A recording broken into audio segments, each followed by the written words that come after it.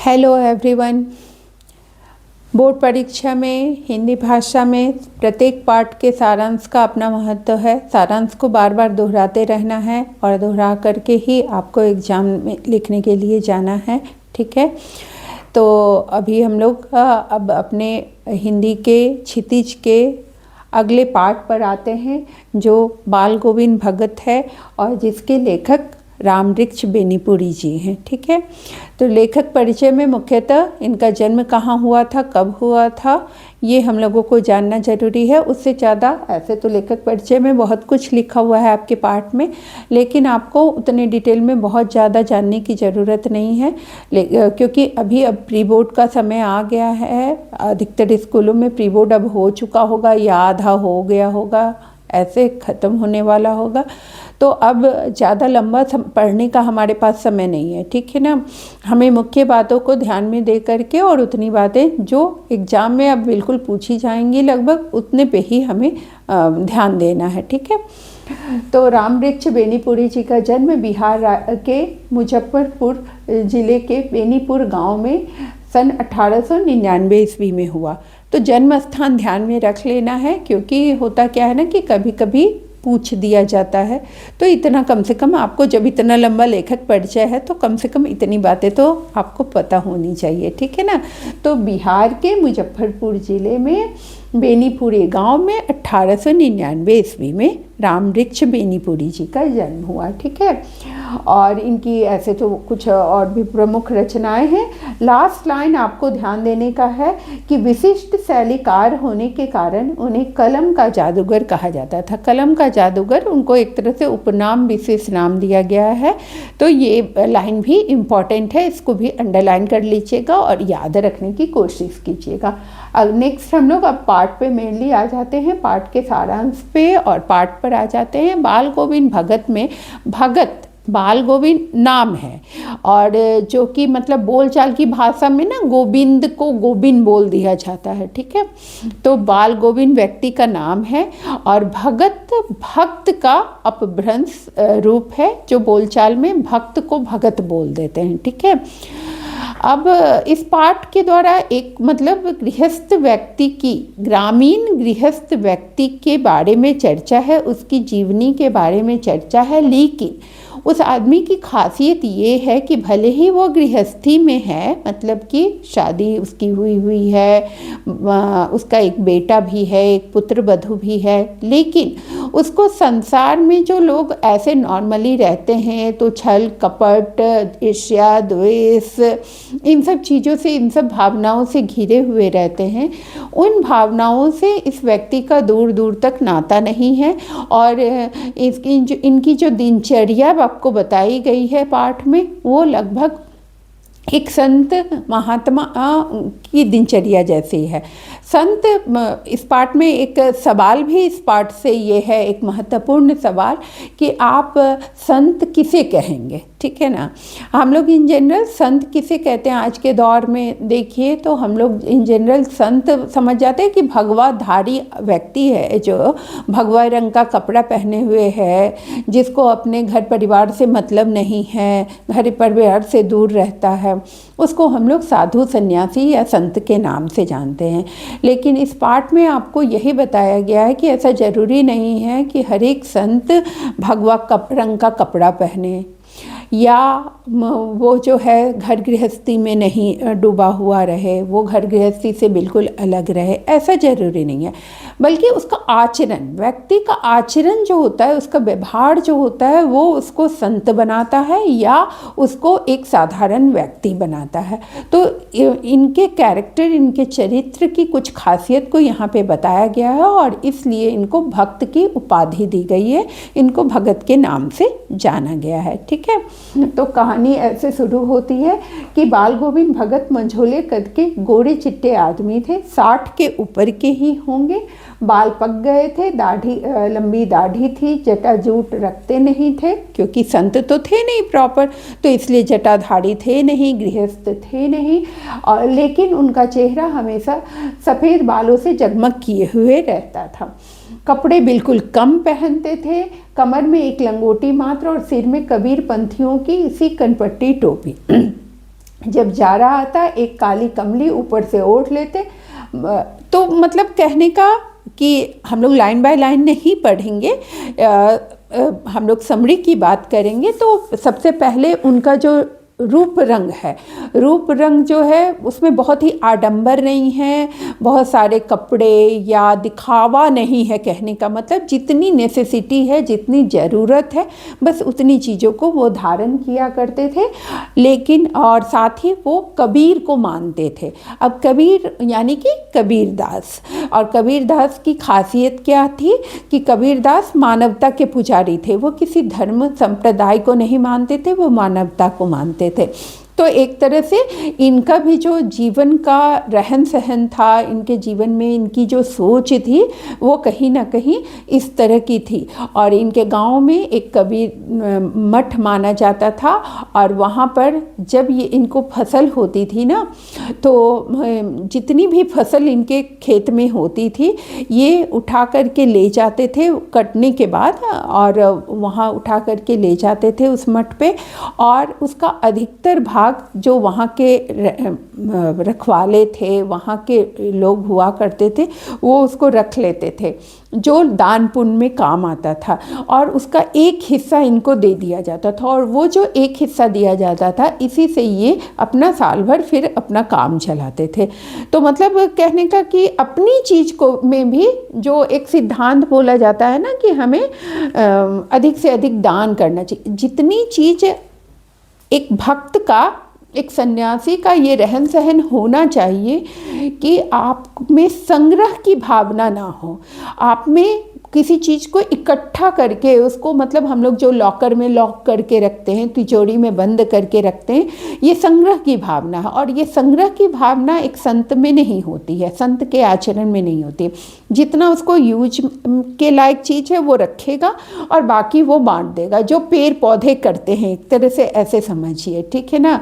हम लोग जब संग्रह करने लगते हैं ना, संग्रह से ही लालच पैदा होता है, लालच से ईर्ष्या पैदा होती है, दूसरे से हम लोग तुलना करने लगते हैं, वहाँ ईर्ष्या पैदा होती है। हमें भय लगता है कि ये चोरी हो जाएगा, तो हम लोग उसकी सुरक्षा के लिए अजीब अजीब उपाय करते हैं। तो संग्रह अपने आप में 100 बीमारियों का जड़ होता है कि नहीं। तो इन सब चीज़ों से ये पड़े थे।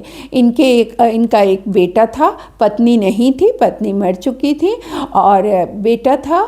जो बेटा बहुत मतलब ये नहीं था, मतलब दिमागी तौर पर ही माना जाए कि थोड़ा सा अविकसित था, लेकिन उसकी उन्होंने शादी की थी ताकि उसकी सुरक्षा और उसका रख रखाव सही तरीके से हो सके। उसके बारे में आगे बताया जाएगा। पहले इसमें है कि उनकी दिनचर्या कैसी थी। तो उनकी दिनचर्या पे अब जब हम आते हैं हम लोग, तो उनकी दिनचर्या बहुत ही साधारण थी। सुबह उठते थे, भजन गाते थे, प्रभाती गाते थे। प्रभात के समय में, सुबह के समय में जो गाना गाया जाता है उसको प्रभाती बोला जाता है। शाम के समय ग्रामीण परिवेश, गाँव में रहते थे, लोगों का झुंड मिला हुआ रहता था, खेतों में काटने का काम, बोने का काम चलता रहता था। और हर समय, हर महीने के अनुसार और समय के अनुसार, मतलब सुबह का समय, शाम का समय, सब समय जब काम नहीं करते रहते थे तब भी, और काम करते रहते थे तब भी, ये हमेशा कुछ न कुछ गुनगुनाते रहते थे। और इनकी आवाज़ में भी एक मतलब सुर लय था। ऐसा नहीं था कि वो गा रहे हैं और किसी का ध्यान नहीं जा रहा है या बहुत बेसुरा गा रहे हैं। उनके हाथ में हमेशा एक खंजरी रहती थी जो बजाते रहते थे और साथ में वो गाते रहते थे। और लोग वहाँ जुट जाते थे जहाँ ये गाते रहते थे। इनके स्वभाव में, इनके सुर में वो खिंचाव था कि लोग खींचे चले आते थे। खेतों में भी जब ये काम करते थे तो कबीर के दोहों को गुनगुनाते रहते थे। और साथ में जितनी भी महिलाएं होती थीं जो काम करती रहती थीं या युवक होते थे, वो भी इनके साथ गुनगुनाने लगते थे। मतलब ये साधारणतया इस तरह से काम चलता रहता था। कबीर को ये साहब मानते थे, उन्हीं के गीतों को गाते थे। अच्छा, इनके स्वभाव की एक ये भी बहुत बड़ी खासियत थी कि जैसे झूठ नहीं बोलना, ये सब देखिए, संत का वही, संत का आचरण संत जैसा होना चाहिए किसी व्यक्ति का, तो हम उसको संत कहेंगे। उसके पहनावा से उसको संत नहीं कहेंगे। तो ये कभी किसी की चीज़ किसी की चीज़ को छूते नहीं थे उससे बिना पूछे हुए, किसी के दूसरे की खेत की ओर मुड़ते नहीं थे, किसी दूसरे की ओर खेत में जाते नहीं थे। तो ये सब इनके स्वभाव की बहुत ही बड़ी खासियत थी। किसी से कभी लड़ाई झगड़ा नहीं, किसी से कुछ लेन देन नहीं, अपने काम से काम रखना, अपने काम का काम करना। ठीक है, उसके बाद आगे आते हैं हम लोग। जो भी कबीर के वे सीधे साधे पद जो उनके कंठ से निकलकर सजीव हो जाते थे, हमेशा वो गुनगुनाते रहते थे। चाहे वो आषाढ़ महीने की बारिश का समय हो, खेत की रोपनी का समय हो, और सुबह का समय हो या शाम का समय हो, ठंड में सभी कोई कांपते रहते थे, लेकिन इन पे कोई असर नहीं पड़ता था। गर्मी की तपती धूप में भी ये काम करते रहते थे और कबीर के दोहों को राग बना करके लापते रहते थे। इनको इन सब चीज़ों से ज़्यादा कुछ फर्क नहीं पड़ता था। आगे हम लोग बढ़ते हैं। अभी जैसे यहाँ पे तरह तरह के गानों की बात हो रही है, गाने के बारे में बताया जा रहा है। आगे नेक्स्ट, ये नदी के स्नान के समय ये नदी में नहाने के लिए जाते थे। पहले के तो गांव के लोगों के बारे में, मतलब सभी लोग इसकी दिनचर्या, बहुत लोगों की दिनचर्या आपको इस तरह की दिखाई देती, और वहाँ पर जाकर के वो वहाँ भी जाकर के अपना नहाते धोते थे और फिर अपनी खंजरी बजाते हुए अपना गाना गुनगुनाते रहते थे। इनको ठंड से, भले ही ठंड के मारे बाकी सभी आदमी परेशान हो रहे हों मौसम से, लेकिन इन पे ज़्यादा असर दिखता नहीं था।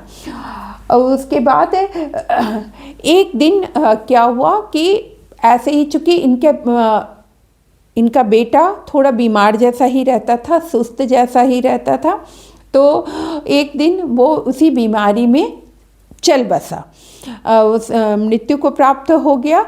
और उस दिन इनका एक अलग ही रूप देखने को मिला। और वो अलग रूप क्या था कि ऐसे तो सभी देखते थे कि इनको ज़्यादा, मतलब ये सांसारिक चीज़ों में ज़्यादा उलझते नहीं थे, लेकिन उस दिन का रूप इनका और भी अजीब और अलग सा विशेष था। और वो विशेषता ये थी कि वो घर गए और घर जा कर के अपने बेटे के शव को एक सफ़ेद चादर पर बिछा के लिटा दिया, और वहाँ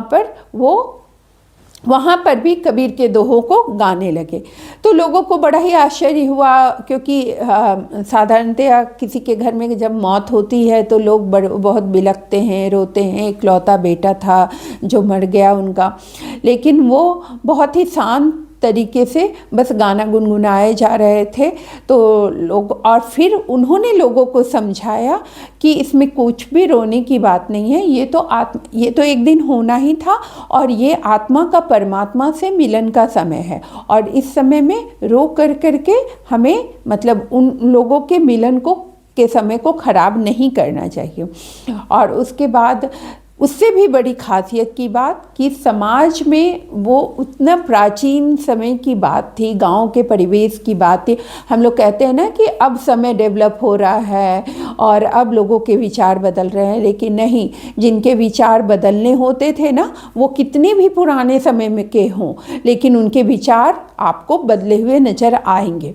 तो उस समय के वो व्यक्ति थे, लेकिन फिर भी उस समय भी उन्होंने अपनी पुत्र वधू के हाथों अपने पुत्र को अग्नि दिलवाई, आग दिलवाया, और साथ ही तुरंत उन्होंने ये कहा कि तुम अपने घर उनके भाई को बुलवाया और उनको उनके घर विदा किया, और साथ ही ये कहा कि इसकी दूसरी शादी करवा देना, क्योंकि अभी इसके पास इसकी पूरी ज़िंदगी पड़ी हुई है और इसकी दूसरी शादी करवा देना। पुत्रवधू उनको छोड़ करके नहीं जाना चाह रही थी, क्योंकि पुत्रवधू को लग रहा था कि मतलब इनकी देखभाल अब कौन करेगा, मैं भी चली जाऊंगी तो इनकी देखभाल क्यों करेगा। लेकिन उन्होंने अपने लिए अपनी पुत्रवधू को रखना उचित नहीं समझा।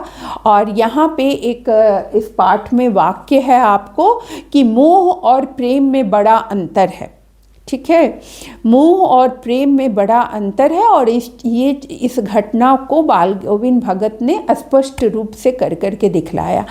मोह जो होता है ना, वो कभी भी सही नहीं होता है। मोह प्रेम का ही रूप माना जा सकता है, लेकिन मोह में आप क्या है ना कि किसी को बांध करके रखते हैं, ठीक है, और उसको आज़ादी, उसको उसकी स्वतंत्रता जिसकी उसको ज़रूरत है फलने फूलने के लिए, आगे बढ़ने के लिए, वो आप नहीं दे पाते हैं, आप उसको अपने लिए बांध करके रख लेते हैं, तो वो कभी विकसित हो ही नहीं पाता है, ये मोह है। और प्रेम क्या है कि जब आप सामने वाले को उसकी आज़ादी, आप उससे प्रेम कर रहे हो तो आप उसको आज़ादी दे रहे हो, और वो आप ये विश्वास रख रहे हो कि अगर उसको भी प्रेम होगा तो वो वापस आपके लिए ज़रूर एक दिन वापस आएगा, अगर जब वैसा वक्त आएगा। तो मोह किसी चीज़ को पकड़ के रखना है, और प्रेम किसी चीज़ को छोड़ने का, चाहे वो रिश्ता है, संबंध है, व्यक्ति है या वस्तु है, उसको छोड़ने का, खुला जगह स्पेस देने की का है। और ये सब सोच का जो एक लेवल है वो बहुत ही उच्चतम शिखर है, और जिसको प्राप्त उन्होंने कर लिया था। तो पुत्रवधू भले ही रुकना चाह रही हूँ, पर वो नहीं उनको रखते हैं और उनको छोड़ देते हैं। दूसरा, वो अग्नि दिलवाते हैं अपनी पुत्रवधू के हाथ से। ये कितनी ही मतलब विकसित सोच को दर्शाता है, उनके विकसित सोच को दर्शाता है।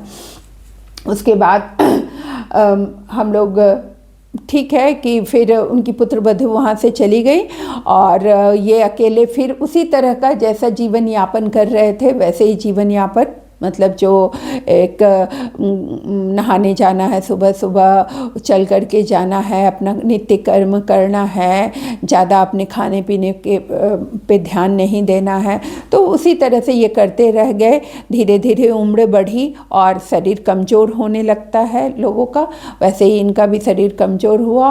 और एक बार उसी तरह से वो नहाने गए, तो नहा करके लौटते लौटते, मतलब दूर गए नदी में नहाने के लिए, पहले जैसे गंगा आज भी नहाने के लिए जैसे जाते हैं ना, तो अब तो साधन है, लोग सवारी से जाते तो जल्दी आ जाते हैं, पहले तो लोग पैदल ही जाया करते थे। तो वो जो लौट करके आते आते वो बीमार पड़ गए, फिर भी अपने रहन सहन में उन्होंने ज़्यादा परिवर्तन नहीं किया, और जिसकी वजह से उसके बाद वो भी मृत्यु को प्राप्त हुए, और इस तरह से उनका जीवन बीता। और चूँकि भक्त जैसा, संत जैसा ही उनका जीवन बीता, इसीलिए इनको बाल गोविंद भगत के नाम से जाना जाता है। ठीक है, अब इस पाठ से जुड़े हुए कुछ प्रश्नोत्तर। खेतीबाड़ी से जुड़े गृहस्थ बाल गोविंद भगत अपनी किन चारित्रिक विशेषताओं के कारण साधु कहलाते थे। तो जो बार बार बात हुई कि साधु का मतलब सिर्फ ये नहीं कि वो, तो उसमें आपको दोनों ही चीज़ लिखना होगा कि ठीक है, रहन सहन भी थोड़ा सा सीमित था, और साथ ही साथ उनका स्वभाव भी थोड़ा सीमित था, झूठ नहीं बोलना, दूसरे की चीज़ अपने मन से नहीं लेना, बहुत ही संयमित जीवन जीना, जितना खाना सोच रखें उतना ही खाना खाना, किसी चीज़ को लालच की दृष्टि से नहीं देखना। ठीक है ना।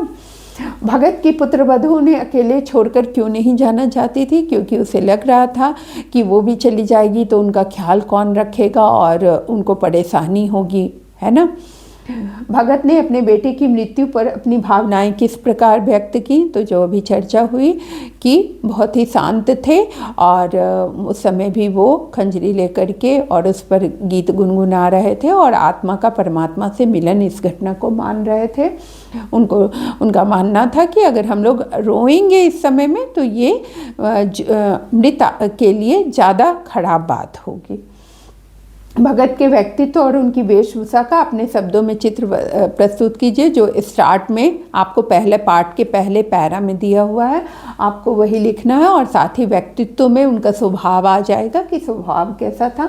बाल गोविंद भगत की दिनचर्या लोगों के अचरज का कारण क्यों थी, क्योंकि वो उनकी जो दिनचर्या थी वो एक बहुत ही तरीके से बटी हुई थी, और हर दिन वो उसी दिनचर्या का अनुसरण करते थे।